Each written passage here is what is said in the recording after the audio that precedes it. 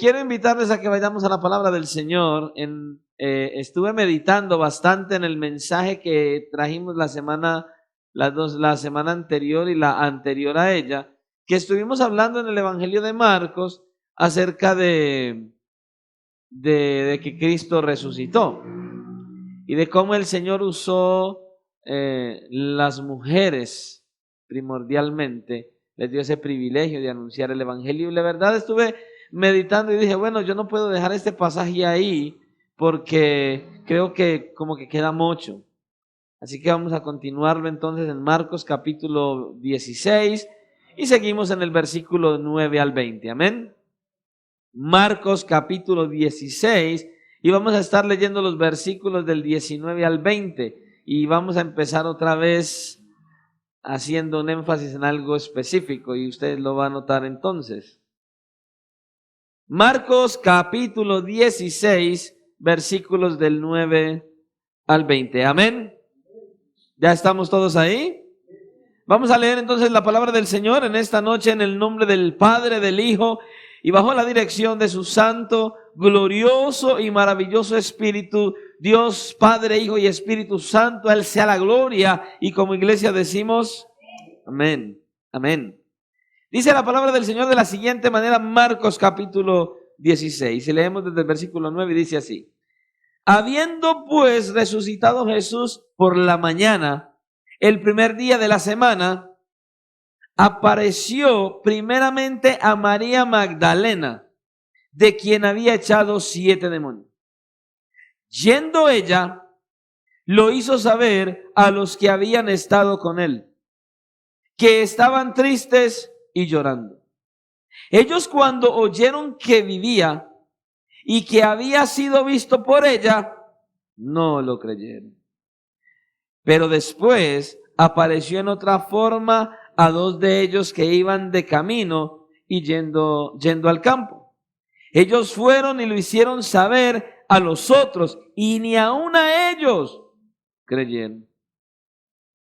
Finalmente se apareció a los 11 mismos, estando ellos sentados a la mesa, y les reprochó su incredulidad y dureza de corazón, porque no habían creído a los que le habían visto resucitado. Y les dijo, id por todo el mundo y predicad el evangelio a toda criatura. Y el que creyere, dice, el que creyere y fuere bautizado será salvo, mas el que no creyere será condenado. Y estas señales seguirán a los que creen. En mi nombre echarán fuera demonios, hablarán nuevas lenguas, tomarán en las manos serpientes, y si bebieren cosa mortífera no les hará daño. Sobre los enfermos pondrán sus manos y dice, y sanarán. Y el Señor, después que les habló, fue recibido arriba en el cielo y se sentó a la diestra de Dios. Y ellos, saliendo, predicaron en todas partes, ayudándoles el Señor y confirmando la palabra con señales que les seguían. Amén y amén. Aleluya. Señor y Dios, una vez más estamos aquí delante de tu presencia, tomando tu palabra para que sea expuesta para el beneficio y el crecimiento de tu iglesia y aún para poder alcanzar a los perdidos, a los que no te conocen. Señor, por favor, hoy te pedimos de nuevo, ya que tu presencia está en este lugar, que tu palabra ha sido expuesta, que seas tú obrando de una manera poderosa, gloriosa y majestuosa, que seas tú derramando de tu gracia sobre todos los que estamos en este lugar y que seas tú, Señor y Dios, trayendo a cada uno de nosotros tu palabra, que haya convencimiento de lo que nos quieres enseñar, que tú nos des sabiduría y discernimiento, no solo para entender, sino la fuerza, el deseo y el anhelo para ir y llevar a la práctica todo lo que nos quieres hablar a través de tu palabra. Te rogamos pues que seas tú hablando de nuevo y convenciéndonos nuevamente, y que seas tú tomando al predicador para que no hable nada que quiera hablar, sino que sea un instrumento para que tú hables a través de él. Cambia, transforma y renueva nuestra mentalidad. Señor, ayúdanos en nuestra incredulidad. Aumenta nuestra fe. Necesitamos que aumente nuestra fe. Por favor, Señor, es nuestro ruego hoy. Que tu palabra haga un efecto positivo y sobrenatural y nos conduzca a seguir siendo transformados para tu gloria, para tu alabanza y para que hagamos la obra que nos has encomendado. Es lo que te pedimos hoy. En el nombre de tu amado Hijo Jesucristo. Amén. Y amén. Pueden tomar asiento. El mensaje que traemos en esta noche lleva como título, escuche, el Cristo resucitado comisiona a sus discípulos. ¿Cuántos discípulos hay en este lugar? Entonces también es para usted este mensaje.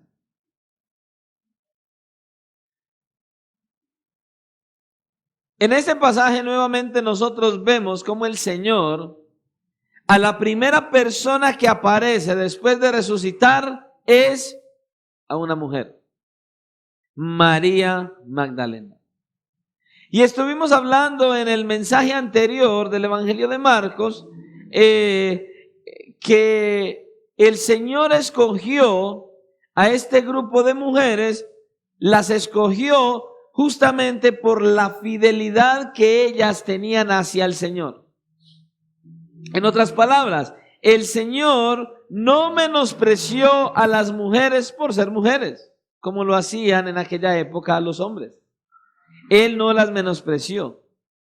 Y esto nos deja a nosotros una muy buena enseñanza. Escuche lo que le voy a decir. Primeramente, a los hombres nos enseña que debemos tener el mismo concepto hacia las mujeres que tiene Cristo.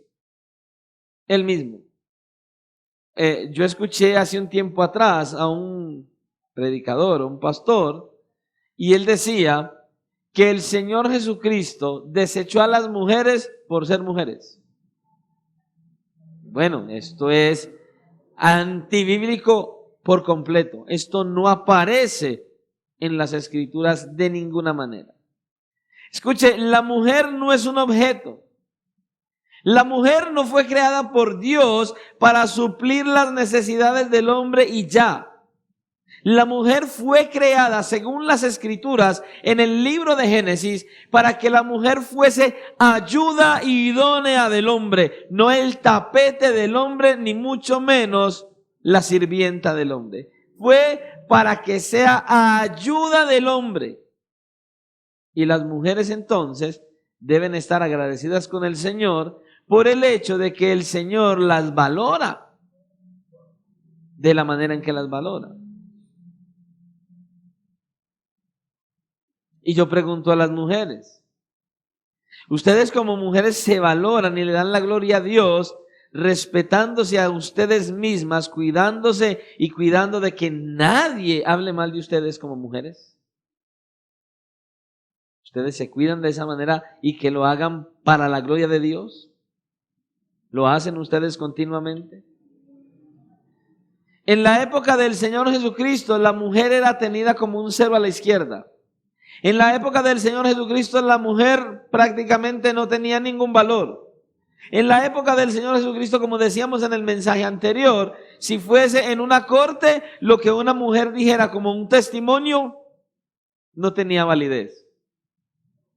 Es como si no hubiera hablado siquiera. No es así para el Señor.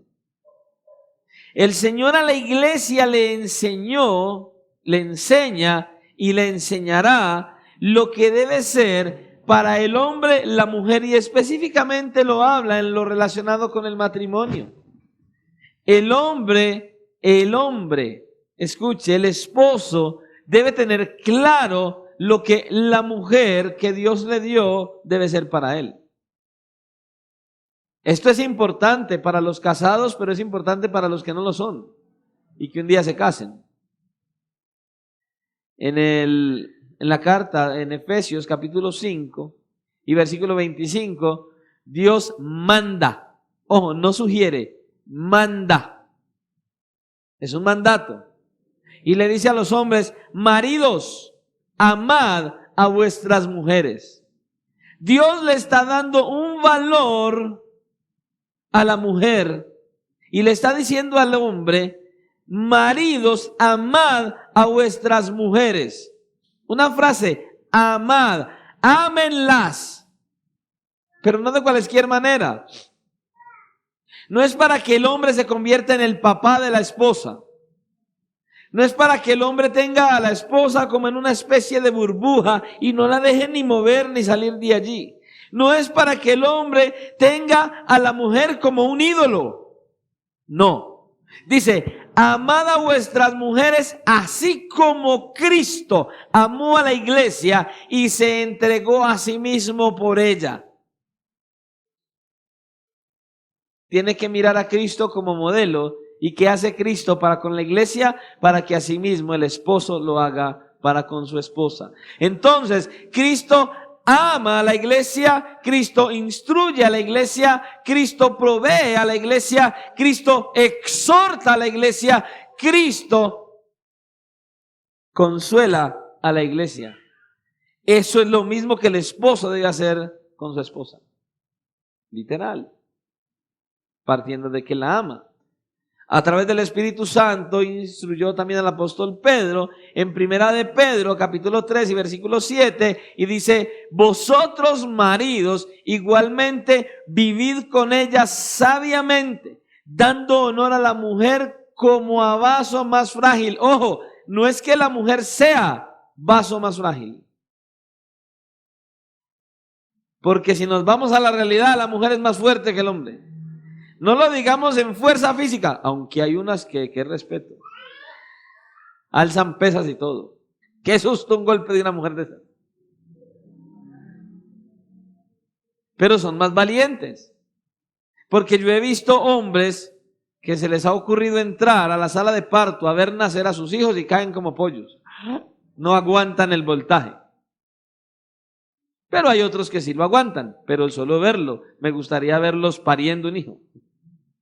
Creo que ahí sí no aguantamos el voltaje. Yo siempre lo he dicho y lo voy a decir: Dios, gracias porque no me hiciste mujer. Yo no aguantaría ese golpe. Yo no sé, yo como mujer hubiera sido perverso. Qué cosa. Pero el apóstol Pedro dice que demos honor a la mujer como a vaso más frágil y como a coherederas de la gracia de la vida, para que vuestras oraciones no tengan estorbo. Ay, hermano, ¿ustedes ven esto? El esposo debe tratar a la mujer así como dice la Escritura, debe amarla y tratarla sabiamente, vivir sabiamente con ella, dando honor a la mujer y tratarla como a vaso más frágil. Y si no lo hace, dice, no tienes una buena relación con Dios.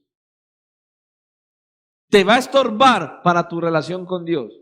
Dice, para que vuestras oraciones no tengan estorbo. O sea, si usted no lo hace, sus oraciones no pasan del techo, mijo.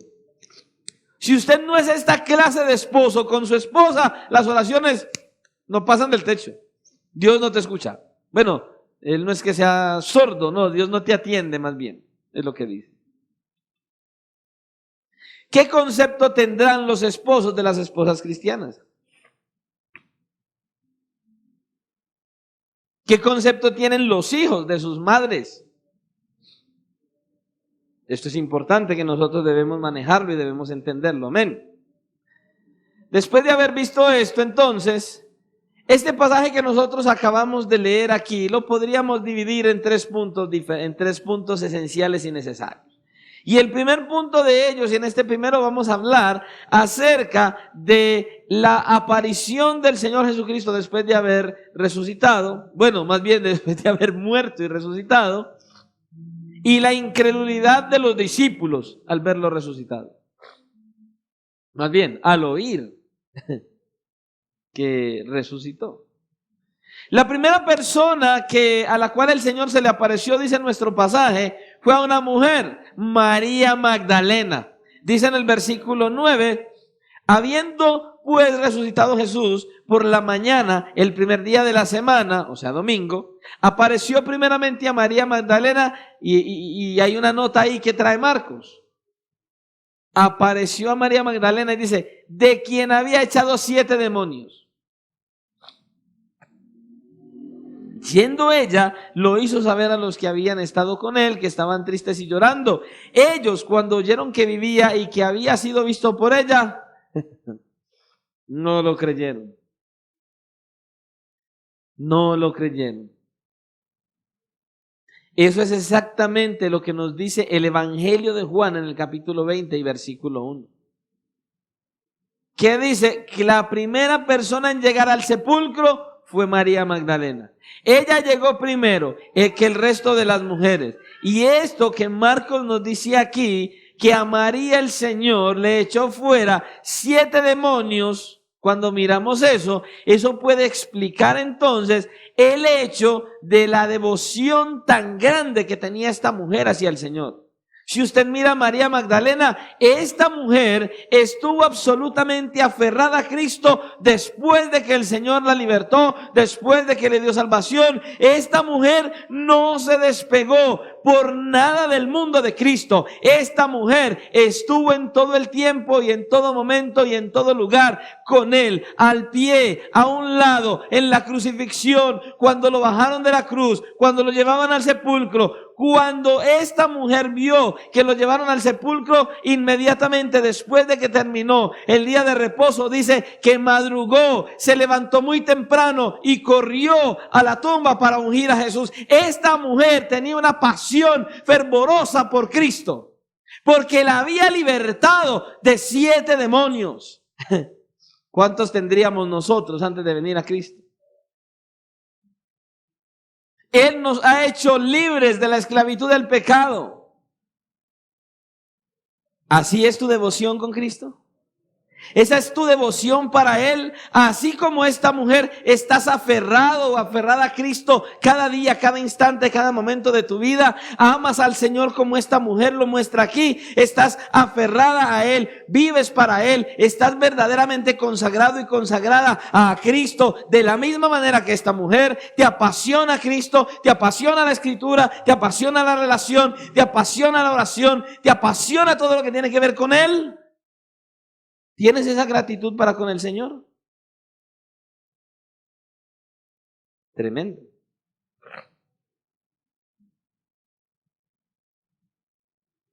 Esa liberación es lo que hizo que esta mujer tuviera tal devoción por el Señor Jesucristo.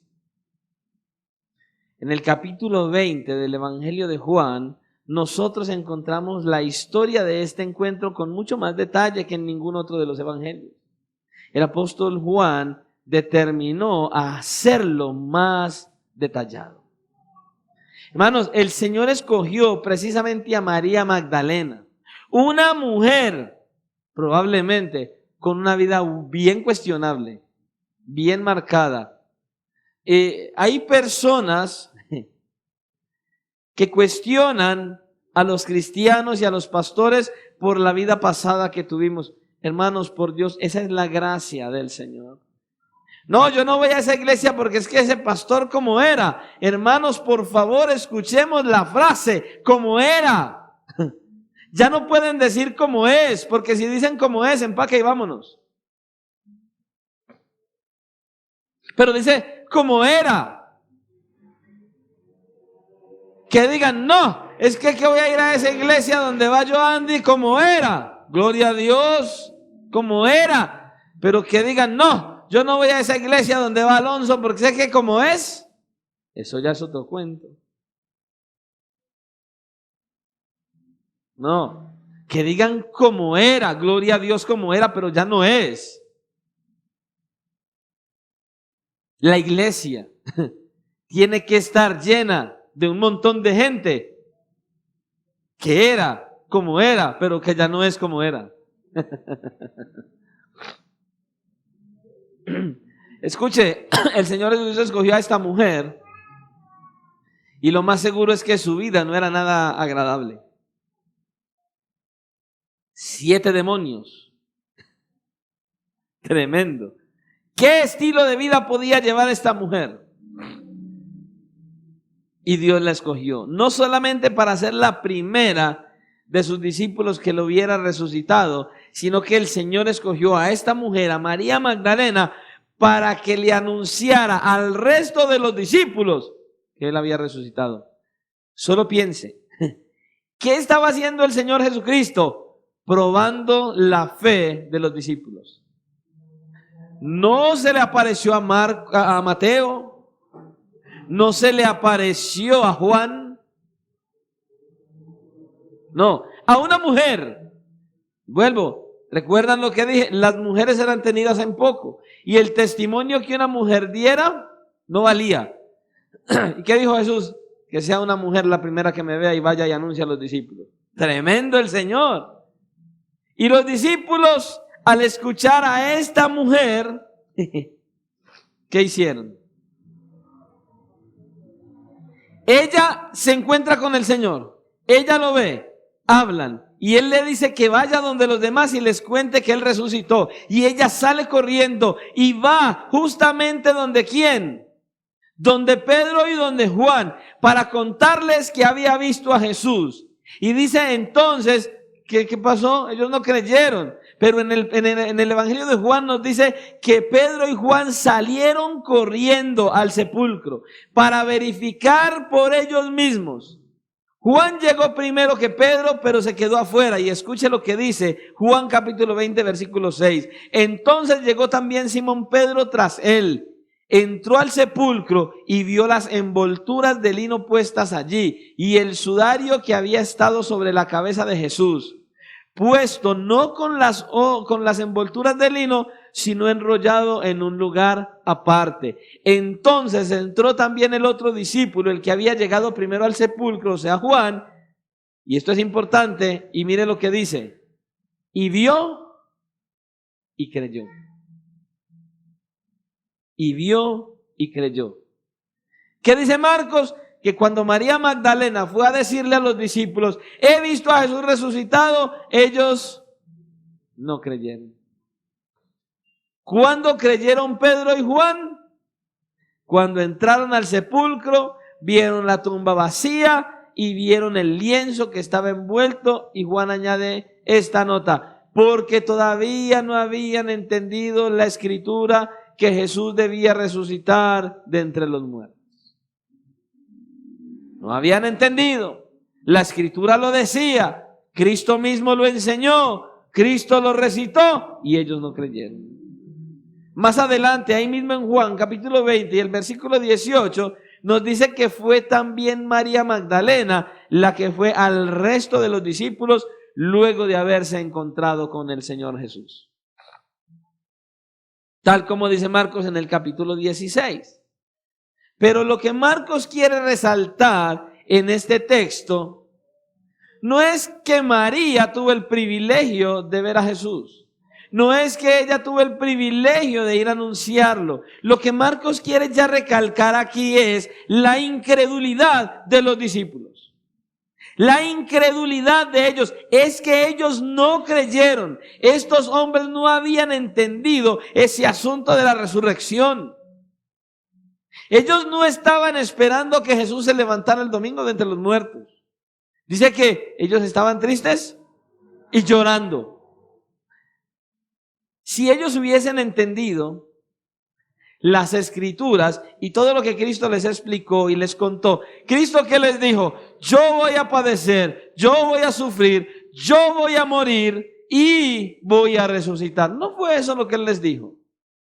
¿Cuál era entonces la actitud que ellos debían tener? Tristeza cuando murió, pero acordarse, Él dijo que se iba a levantar el tercer día. ¿Qué hubieran hecho los discípulos? Si ellos hubieran creído, hubieran hecho lo mismo que María Magdalena y las otras mujeres. Es verdad, ellas tampoco creyeron, porque ellas iban a ungir el cuerpo muerto de Jesús. Ninguno de los discípulos creyó. Si ellos hubieran prestado atención a las palabras que Jesús dijo, hubieran madrugado todos los discípulos el domingo en la mañana a encontrarse con Jesús. Él va a resucitar. Él dijo que iba a resucitar. Vamos a ir a esperarlo. Pero no fue así. No creyeron. Lo mismo pasó con los dos que iban camino a Emaús, que es el segundo encuentro que se narra en Marcos capítulo 16 en los versículos 12 y 13. Pero después apareció en otra forma a dos de ellos que iban camino yendo al campo. Recuerden los que de pronto han leído esto de los dos discípulos de Emaús que no reconocieron al Señor, como dice en Lucas capítulo 24. Ahí lo enseña. Ahora, nosotros hoy reconocemos al Señor por las Escrituras, por la Biblia, por medio de ella, es verdad. Pero dice Pablo que los que le conocieron por la carne ya no le conocen según la carne, ya lo conocen, es el conocimiento del Señor, es un conocimiento ya espiritual. Ahora, ellos vieron a Jesús, pero no lo conocieron. Y dice, pero después apareció en otra forma a dos de ellos que iban camino yendo al campo. Ellos fueron y lo hicieron saber a los otros, y ni aun a ellos les creyeron. Tampoco creyeron. Este encuentro que se narra en Lucas capítulo 24, que está ahí con más detalle, pero lo vemos allí y vemos cómo nos muestra ese caminar. Ellos iban caminando, Él se encuentra con ellos, siguen hacia allá, Él empieza a hablarles, ellos sentían algo extraño, entraron, lo invitaron a cenar y a la manera que Él les hablaba, le rogaron para que se quedasen allí, pero el énfasis de Lucas es el mismo de Mateo, la incredulidad. Tampoco creyeron cuando fueron a contarle a los demás. Hubo incredulidad también. Aún estos discípulos que iban camino a Emaús eran incrédulos, ellos tampoco creyeron, ellos tampoco estaban esperando al Señor. Los que han leído la conversación de Lucas capítulo 24, ellos no pudieron reconocer a Jesús, no tuvieron la manera de conocerle. Dice que ellos creían que Él era el que iba a redimir a Israel de sus pecados, pero se murió. Nosotros creíamos que era el que iba a redimir a Israel del pecado. Y entonces el Señor tiene que llamarles la atención, tiene que exhortarles a ellos. Y en Lucas capítulo 24 y versículo 25 vemos cómo el Señor les reprende, les llama la atención y dice, entonces Él les dijo, oh insensatos y tardos de corazón para creer todo lo que los profetas han dicho. ¿No era necesario que el Cristo padeciera estas cosas y que entrara en su gloria?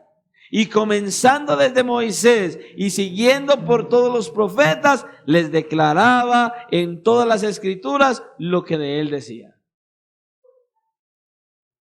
Desde Moisés y todo el Antiguo Testamento habla acerca de Cristo. Y es lo que les está diciendo aquí.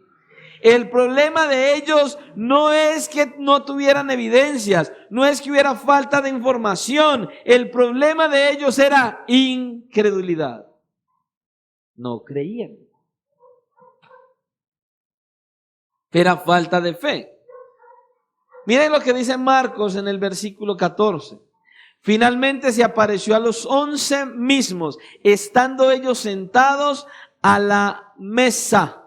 Y les reprochó su incredulidad y dureza de corazón, porque no habían creído a los que le habían visto resucitado. ¿Por qué no creyeron? Por su incredulidad. ¿Por qué? Porque tenían dureza de corazón. Y la verdad, hermanos, es que aquí hay al menos dos grandes enseñanzas, dos lecciones que nosotros podemos aprender de esta porción de la Escritura. La primera es que nuestra visión de la realidad no debe ser determinada por nuestra lógica únicamente, sino por nuestra razón informada con las Escrituras. Pastor, ¿de qué está hablando? ¿Y eso con qué se come? Escuche, nuestra fe, el que nosotros creamos, no depende de lo que nosotros veamos que es lógico. No, sino que lo que lógicamente debemos creer es lo que las Escrituras nos hablen a nosotros. La información que recibamos, pero de las Escrituras. Lo que las Escrituras nos digan en relación a ello. Eso es lo que debemos creer, no la lógica. Nuestra visión de la realidad no es la lógica, nuestra visión de la realidad es la información que el Señor nos da a través de su santa y bendita palabra.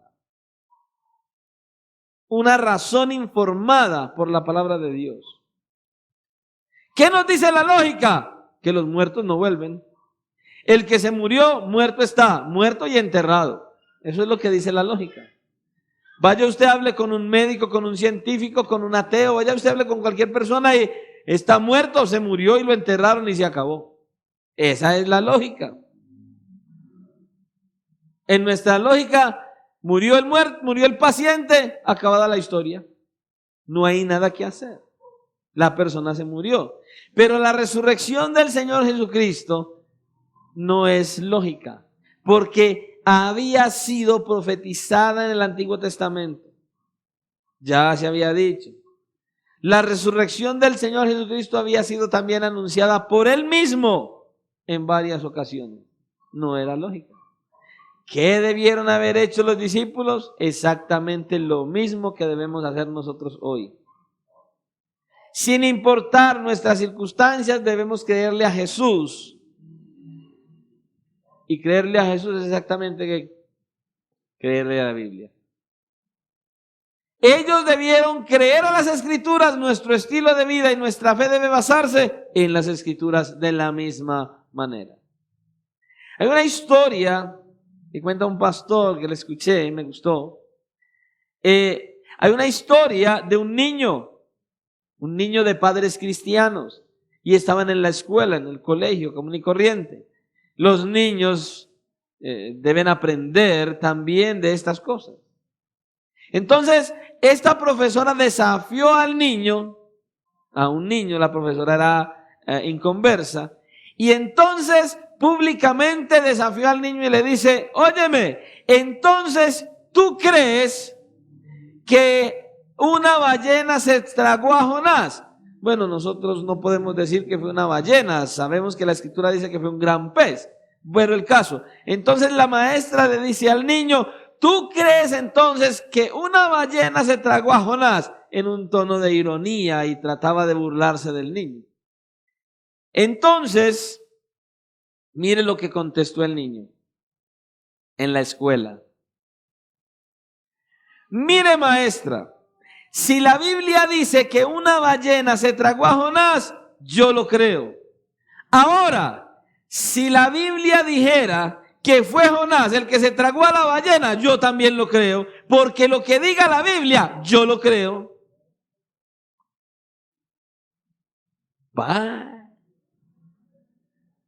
Porque yo creo lo que diga la palabra de Dios.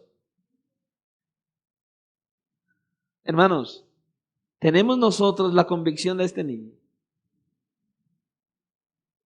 ¿Tienen nuestros niños esta convicción? Pues si nosotros no la tenemos, ellos no la van a tener. Necesitamos tener una convicción de lo que este niño está diciendo. Lo que la palabra diga, yo lo creo. Lo que esté aquí, yo lo creo. ¿Por qué? Porque esto no es un libro inerte. Esto es Dios hablando. Esta es la palabra de Dios. Dios hablando directamente a los hombres. Necesitamos creer lo que la Escritura dice. Necesitamos inculcarle a nuestros niños lo que la Escritura dice, y que ellos crean con toda certeza, que ellos puedan creer todo lo que la Escritura dice, porque los padres y los abuelos creen lo que la Escritura dice. Es esa nuestra fe. Hermanos, las cosas son como Dios dice que son, y punto. No como usted y yo pensamos que son. No como a usted y a mí nos parece. Es como Dios dice en su palabra. ¿Qué es la verdad? La verdad es lo que corresponde a la realidad. Esa es la definición filosófica de la verdad.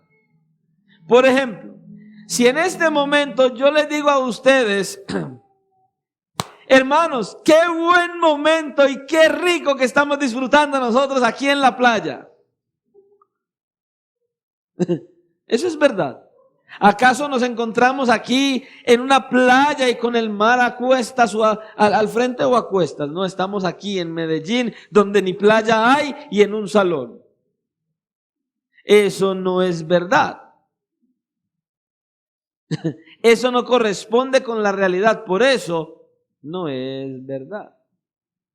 Pero esa definición filosófica de la verdad, a esa definición que acabé de decir, le debemos añadir algo más. La verdad es lo que corresponde con la realidad tal como Dios la ve, no como el hombre la ve. La verdad es lo que corresponde con la realidad tal como Dios la ve, no como usted y yo la vemos, como Dios la ve. Eso es la verdad. Los discípulos estaban abatidos, estaban lamentándose y llorando. ¿Por qué? Porque no creían. ¿Por qué? Porque tenían una dureza de corazón. Mis hermanos, nosotros podemos confiar plenamente en las promesas del Señor, porque es verdad. Aunque nuestra lógica y nuestras circunstancias digan lo contrario. Yo creo que Dios, ustedes se pueden imaginar, volvamos a Job. Volvamos a Job. Vamos a mirar a Job. El más rico de los orientales. Dinero, siervos, posesiones, animales, sembrados, todo. Rico, inmensamente rico. Y así, en un abrir y cerrar de ojos, murieron 10 hijos, mataron los siervos, el ganado ya no está. Y al final el hombre queda con una enfermedad rascándose con un tiesto. Y Job dice, Dios es bueno. Eso es lógico. Eso es lógico. Alguien podría mirar a Job y decirle, óyeme, tú estás loco, ¿no? Eras el más rico de los orientales. Tenías posesiones, una bella familia, 10 hijos. Ahora no tienes nada, estás en la inopia, estás hasta enfermo, tienes sarna, te estás rascando con un tiesto y dices, Dios es bueno. Por eso la esposa le dijo, ¿cómo le dijo? Aún retienes tu integridad, niega a Dios y muérete. Oh, por Dios. Es que esa es la lógica. Eso es lo que debería ser. Pero en la lógica humana. Pero a un hombre o a una mujer de Dios, no importa la circunstancia, Dios es bueno. Dios es bueno. Por eso usted y yo podemos confiar en la misericordia de Dios. ¿Estás enfermo? Sí, Dios es bueno. No importa la enfermedad, Dios es bueno. Él sigue siendo bueno y seguirá siendo bueno. ¿Qué necesitamos? Tener toda nuestra fe, confianza y esperanza. Mire, muchas veces hay una enfermedad y podríamos morir por esa enfermedad. Y hay mucha gente que se muere por la enfermedad, por la preocupación más que por la enfermedad. ¿Estás enfermo? Sí. ¿Te vas a morir? Sí. Sea con esta enfermedad o sin esta, algún día igual me tengo que morir. ¿Qué tengo que hacer? Llorar. Llorar. Ay, morar. Ay, Señor. No. ¿Qué debo hacer? Decir, Señor, prepárame, prepárame, prepárame. Que si muero hoy, que si muero mañana o en un año, Señor, no me vaya a tu presencia. Punto. Debemos creer en las promesas de Dios. ¿Por qué? Porque son verdad. Porque Dios no miente. ¿Crees verdaderamente en las promesas de Dios, mi hermano y mi hermana? No es en nuestra lógica. No es basado en las circunstancias. Es basado en las promesas de Dios. Por eso las Escrituras dicen con toda claridad, Romanos capítulo 2, versículo 4, sea Dios veraz y todo hombre mentiroso. Eso dice la Escritura. Pero otra de las cosas que aprendemos de esta sección de Marcos es que el cristianismo es una fe histórica. Es una fe que también está basada en evidencias reales, no en mitos. Estos discípulos trastornaron el mundo con el evangelio a pesar de su incredulidad inicial. Al principio ellos no creyeron nada. Pero después trastornaron el mundo predicando el evangelio. ¿Por qué? ¿Qué pasó con ellos? ¿Cómo es posible que a estos hombres que no creían en la resurrección, de hecho nosotros vemos por el evangelio de Juan que el apóstol Pedro volvió otra vez a pescar? Volvamos a pescar. Ya Cristo se murió, empecemos la empresa otra vez. Ya no hay nada que hacer. Este asunto fracasó. ¿Y qué fue lo que pasó con ellos después entonces? ¿Cómo es posible que Pedro, 40 días más tarde, en el día de Pentecostés, se paró en el templo, predicó la palabra y unas 3,000 personas se convirtieron a Cristo? ¿Qué pasó en la vida de estos hombres? Que casi todos ellos murieron, y no de muerte natural, no de un infarto, no acostados en el hospital general con las mejores atenciones del mundo. No, que ellos murieron violentamente, predicando el evangelio de Jesucristo, predicando que Cristo resucitó.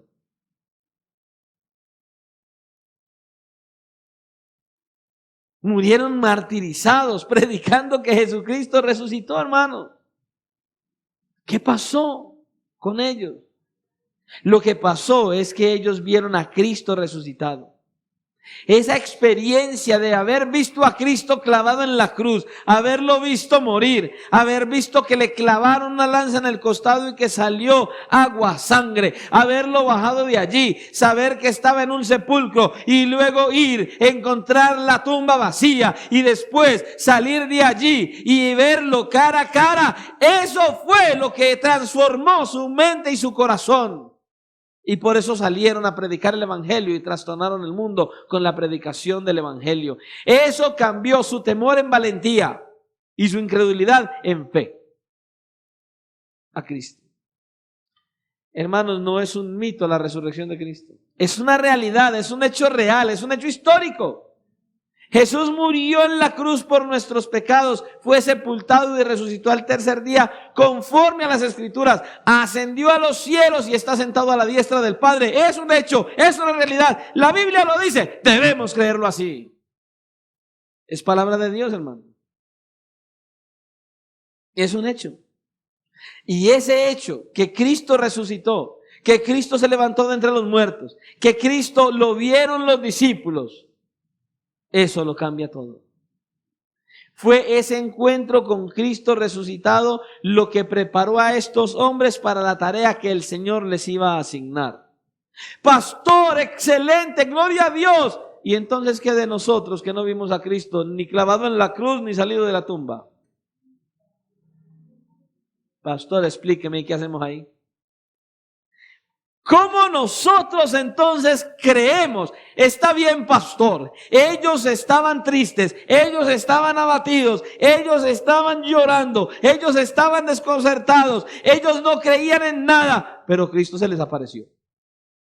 Cristo mismo en persona se les apareció. Pastor, claro, cómo ellos no iban a ser valientes, cómo ellos no iban a dar sus vidas, cómo ellos no iban a salir a predicar, cómo ellos no iban a tener valentía, cómo ellos no iban a tener fe. Pastor, ellos vieron a Cristo ahí, nosotros no lo hemos visto. ¿Cómo usted espera que nosotros también creamos?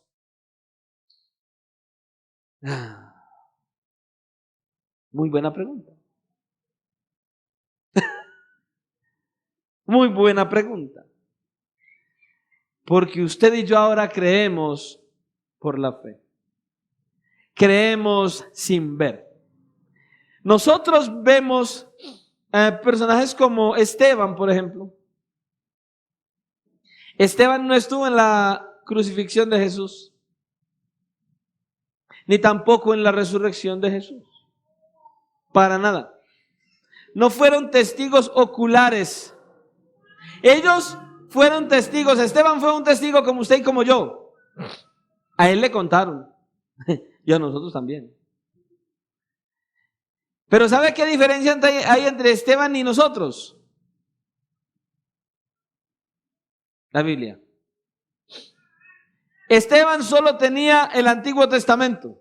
Nosotros tenemos el Antiguo y el Nuevo, y aún lo que él dijo, aún lo que él experimentó está aquí. Tenemos esto en las manos. Ahora, no solamente tenemos la Biblia. Cuando usted y yo venimos a Cristo en arrepentimiento y fe, cuando usted y yo reconocemos a Jesucristo como nuestro Salvador, algo pasa milagrosamente. El Espíritu Santo de Dios viene a morar en nuestros corazones. Él habita aquí adentro. Y dice la Escritura que el Espíritu Santo es el que nos convence. ¿De qué? De lo que hay aquí. ¿Y qué dice aquí? Que Cristo vino a la tierra. Que Cristo nació de una mujer virgen, que Cristo vino y vivió una vida perfecta de obediencia, que Cristo predicó el Evangelio, que Cristo fue llevado a la cruz, que cargó todos nuestros pecados, que murió en la cruz del Calvario, que resucitó al tercer día y que murió por nosotros, resucitó por nosotros para darnos vida y vida en abundancia, y ahora está a la diestra del Padre intercediendo por aquellos que hemos puesto nuestra fe y confianza en Él. La Biblia lo dice, yo lo creo, así es. ¿Por qué creo? Porque el Espíritu Santo, cuando acepté a Cristo como Señor y Salvador, vino a morar en mí y dijo, créelo. Y por eso creemos, hermano. Por eso creemos. Por eso creemos, hermano. Fue el encuentro con el Cristo resucitado lo que preparó a estos hombres para la tarea que el Señor les iba a asignar. Y esto nos lleva de la mano entonces a nuestro siguiente punto.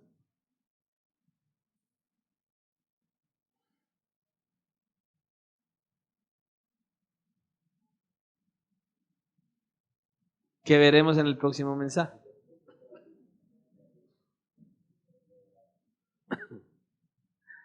¿Qué podemos rescatar aquí?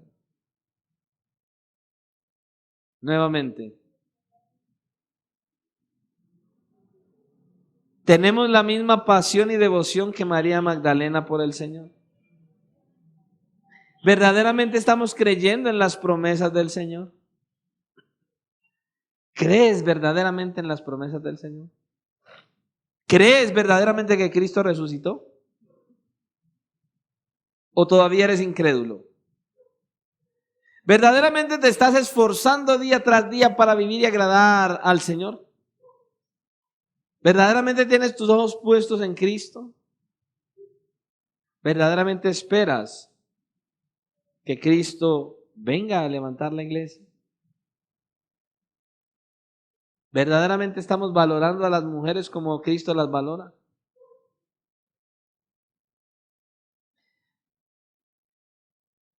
Mujeres, ¿están ustedes verdaderamente valorándose como lo que son y están dando gloria a Dios por ser valoradas por el Señor?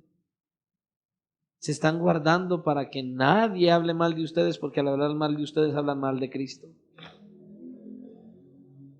¿Están glorificando al Señor como esposas?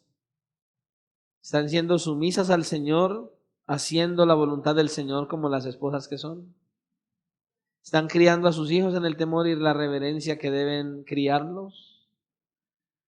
¿Están teniendo una relación con el Señor tal de que sus hijos y nietos puedan decir, es que sí aman al Señor de verdad? Meditemos. Meditemos. Que lo que hemos visto hasta aquí nos ayude a acercarnos al Señor de tal manera que nuestra fe y devoción por Él crezca cada día y que nosotros amemos al Señor con todas las fibras de nuestro ser y creamos absolutamente en todas sus promesas para que entonces podamos llevar a la práctica lo que Él nos va a enseñar en el próximo mensaje. Que el Señor nos siga ayudando, hermanos.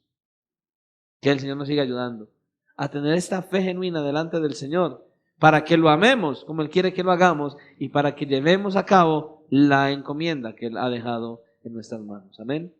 Oremos al Señor. Padre, verdaderamente gracias por tu palabra. Hoy podemos apreciar nuevamente cómo tú has escogido a este grupo de mujeres y a esta mujer María Magdalena que dice tu palabra que echaste de ella fuera 7 demonios.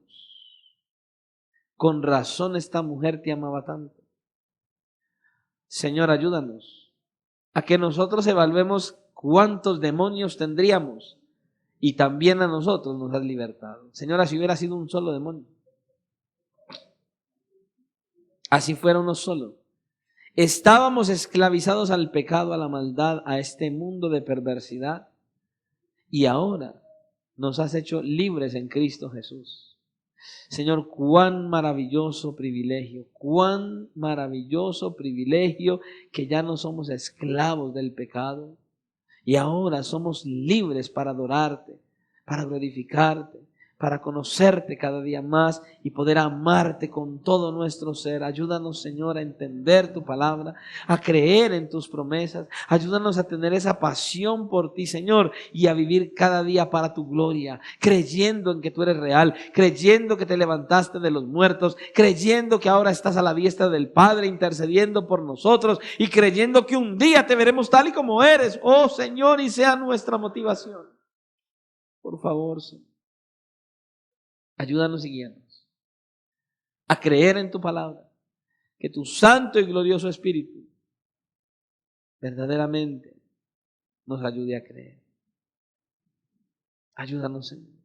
Te necesitamos de tu guía y de tu dirección. Señor, por favor, que hoy lo que hemos traído en este mensaje lo uses para cambiar y transformar la mente y los corazones de cada uno de los que están en este lugar y cada uno de aquellos que puedan recibir y escuchar este mensaje posteriormente. Que si hay alguno que pueda escuchar este mensaje que no te conozca, que venga a ti en arrepentimiento y fe para que tú le cambies, le transformes como lo has hecho con nosotros y puedan vivir para tu gloria. Atrae almas por medio de este mensaje para que te conozcan y edifica toda tu iglesia, conforme sea tu propósito y tu misericordia. Hoy, Señor, es lo que te pedimos, es lo que te rogamos, y al mismo tiempo te rogamos que al salir de este lugar entendamos que no salimos de tu presencia, que tu presencia está en todo tiempo, en todo lugar y en todo momento con nosotros, que nos lleves en bendición, que nos guardes de todo mal, de todo peligro, de toda situación adversa, de todo ataque del adversario, y que podamos llegar a nuestros hogares a meditar, a reflexionar y a buscar esa cercanía contigo, Señor. Por favor, guíanos, direcciónanos y que podamos vivir cada día para tu honra, para tu gloria, para tu alabanza y seamos instrumentos en tus manos para que otros te conozcan y también vivan para ti. Eso es lo que te pedimos, dándote gracias. En el nombre de Jesucristo de Nazaret, nuestro Salvador. Amén y amén.